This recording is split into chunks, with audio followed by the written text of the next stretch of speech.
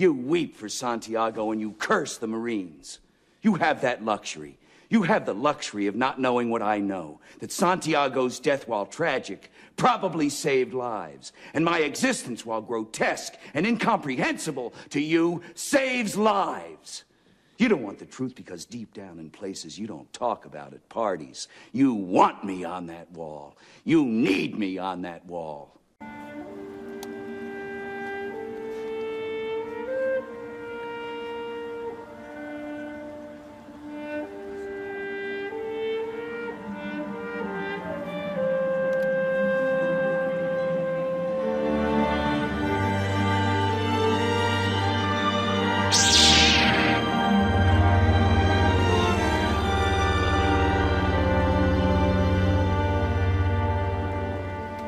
Signs that a critical link in the nation's food supply chain might be cracking, as some meat processing plants around the country have become COVID-19 hotspots. So far, over 1,000 employees of meat processing giants like Tyson, JBS, and Smithfield have tested positive for the virus, forcing the temporary closure of at least 15 plants. Some employees, like this worker at an Iowa Tyson plant, are scared to show their face because they don't want to lose their jobs, but are even more terrified of getting sick. They didn't have enough material or masks and things like that to provide to us, so they would start giving us different types of rags and stuff. Earlier today in Indiana, officials declared a public health emergency as Tyson closed another plant in Cass County due to COVID-19 cases. This order is necessary to end this threat to the city as quickly as possible. Tyson Food telling NBC News all employees are now provided surgical-style face coverings, but warning customers in a full-page ad that there will soon be a limited supply of their products, saying the food supply chain is breaking. All of it worrying third-generation Texas cattle rancher Missy Bonds. The uncertainty of the market is unsettling because we don't know what's going to happen when it comes time for us to sell. In Colorado, some 6,000 employees at the JBS meat processing plant in Greeley wait in line to be screened for symptoms before being allowed in for their shift. Many learning that a fifth employee here has died from the coronavirus. It kind of scares me and it makes me angry that the company is willing to open without testing people. In early April, the factory closed for nearly 2 weeks after over 100 employees tested positive for COVID-19. Workers promised testing for all before they reopened, but that never happened. JBS said in part in a statement to NBC News, "We took the aggressive action to voluntarily close the plant, assuming the entire workforce was positive and subject to quarantine. Public health officials agree this is the most effective way to break the chain of infection. But unions say more testing is needed immediately." We understand the critical job that they do, but we don't want workers losing their lives. They did not sign up for this. They signed up to process meat. And Lester, as for the screening out here, many of these employees say that their biggest fear right now is of those asymptomatic workers who may make it through that screening process showing no fever, no signs or symptoms, and get onto the processing floor with COVID-19 and spread it without even knowing it. Lexington, Nebraska. The former frontier trading post is now home to over 10,000 people, mostly immigrants from Mexico, Central America, and Africa.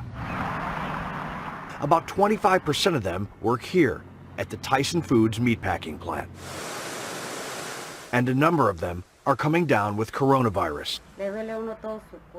Headache, fever, and fatigue.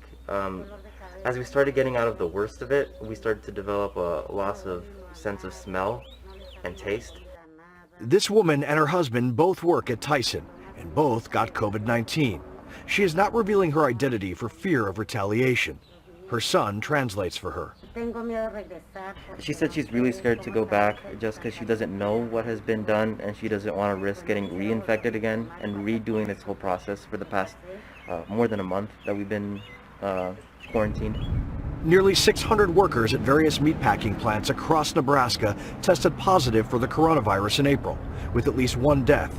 That's according to the latest numbers from the CDC. But they don't tell the full story. They're seeing lower numbers in regards to coming in. A lot of individuals are calling it sick because they don't feel safe in the Tyson Foods. So their production is slowing down.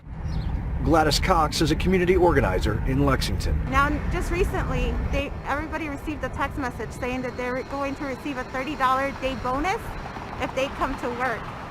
So our population is low-income population.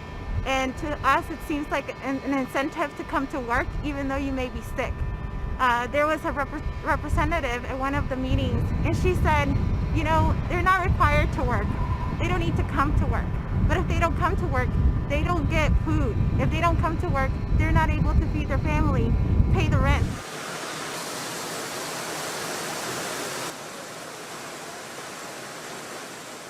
This is what it normally looks like inside a Tyson meatpacking plant. This video was shot before the pandemic and handed out by the company. It shows an environment where health officials say a virus can spread quickly, with workers in close proximity and an assembly line that never stops moving. Now today, those assembly lines are depleted because workers are either sick or just afraid to go in. Thus the beginnings of the beef shortages across America. Now, we reached out to Tyson Foods. We wanted to find out how they were moving forward during the pandemic, how they were going to take care of their employees, but we did not get a response.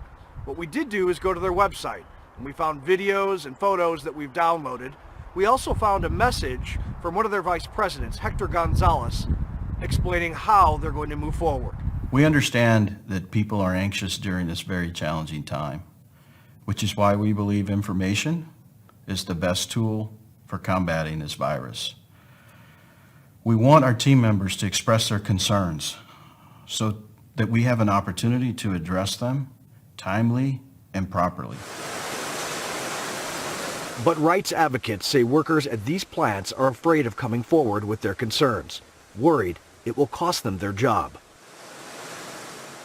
Workers are concerned about their protections, and we've heard statements from workers that they are being forced to work or retaliated against, but they don't know their rights as far as congregating and organizing for their rights.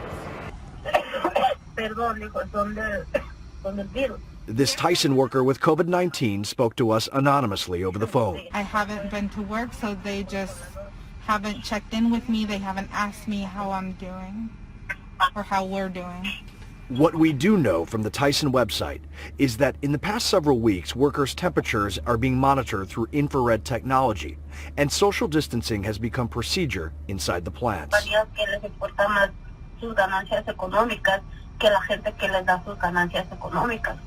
These measures should have been implemented a long time ago. A lot of other companies were able to implement them, and people didn't suffer as much. They're worried more about profit than their workers. I would hate to say that's the sentiment, but unfortunately that's what we're getting. Tyson Foods keeps telling us that they care about essential workers, but if they would have cared, they would have shut it down for 2 weeks, cleaned it out, and given everybody a test before they could come back. Tyson Foods says it's doing all it can to keep its workers safe.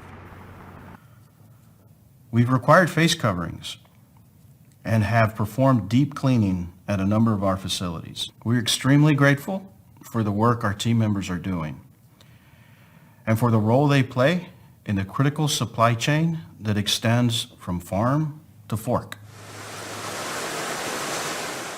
President Trump has ordered meatpacking plants to stay open during the pandemic to avoid food shortages. In places like Lexington, where workers live paycheck to paycheck, many have no choice but to keep showing up. The economy is going down. The community, this is a large employer in the community, and who knows how this is going to impact the workers in this community. But she said, God willing, hopefully we can come out of this. At the beginning of the pandemic, testing in Nebraska was limited to first responders, healthcare workers, and those with more severe symptoms. A new testing initiative, Test Nebraska, aims to dramatically increase access over the next month or so. We want to make sure that our family members, our neighbors, and our community are safe. To be able to provide that food safely to your table. So it is not a divisive issue. This is a humanitarian issue. We want to make sure our family members are safe. My subs, just when you thought it was gone, we're back. And we're back with a message. As in the previous clips, you see the people on the wall. And I think there was a song back in the 70s called The Wall, where he said, all in all, we're just a brick in the wall, right? And you see these workers, these food processors, are just bricks in the wall, just cogs in the machine. And this is just a brief hiatus. This thing we call COVID-19 is just a brief hiatus. But it shows you exactly how civilization is built. One cog in the machine at a time. And you guys thought I was kidding. I said when the economy starts to hit the skids, at some point they're going to have to restart it. And when they do, they're going to put you back out there. And if the bodies drop, the bodies drop. And there's no bigger highlight than looking at these meat packing plants that have to process our protein, chicken, beef, pork. Some of the most vulnerable workers in the world, immigrants that have to be shipped in and put in under grueling conditions. And this kind of stuff goes all the way back to the early 20th century when they wrote about meat packing plants and food processing plants where it was much more grueling than it is now. But under all circumstances, you guys are just bricks in the wall. And as Jessup says, you're needed on that wall. And Santiago's death, no matter how tragic, saved lives. And it's just like Trump says, his existence, no matter how grotesque, probably saves lives. And you need them on that wall. And you need those bodies in place to make the great machine go. Because without the great machine, this society, this civilization collapses underneath its own weight. So when I told you that at some point, that nanny state that you think exists, there really doesn't exist. And at some point, it doesn't matter whether you get sick and drop. It doesn't matter if you die off, because enough of you will survive to actually carry on. And this is the brutal face of capitalism. And this is what you're asking for. You're thinking you're going to go back to work like normal. It's going to be all fun and games. It's going to be all sunshine and rainbows, and your life is going to get back to normal until the bodies drop. You, your coworker, your loved one, they're going to send the kids back to school. Kids won't be learning from home. There'll be nobody at home because the parents have to go to work, and the great machine says that to survive, for the machine to run, you got to be there. So your kid also has to be in place. Will they have masks? Will they sanitize the schoolroom? Sure. But there's no guarantee you won't have another outbreak. And there's no guarantee in what they're saying from the model. The model shows there's a great probability that the outbreak will be worse than the first. And everybody will be back to square one at risk. But this is what you wish for. You want to be on that wall. You need to be on that wall, at least until the bodies drop. And the meat packers thought the same way. They didn't have a job. They wanted to be at work. They wanted to be essential workers so they can keep their lives going, just like you. And in my estimation, just like you, they'll be fine until the bodies start dropping, until their health is at risk, until they're bringing this pathogen home to their children. And then their children are spreading it to their classmates. President Trump and all the leaders around the world are throwing dice all at one time. They're playing this great dice game against this thing we call King Corona. So we're down on our knees in the back alley shooting fair ones against the civilization to see who's going to take the pot. So if I were you, I'd throw up a couple of Hail Marys, spray some holy water, and blow on those dice a few times before I roll. Because if we roll snake eyes, God help us all. The numbers are the numbers. And at any time, this pandemic could turn into a plague. And just like the Spanish flu, you'll be cursing the day it came into town. Either way, we'll never forget COVID-19. That Asian bat bastard that came out of Wuhan and cast its long black shadow over all of us. Anywho, didn't want this one to be too long. With that, I'll jump off here. This is BGS out, and I'll see you guys on the next one. Peace.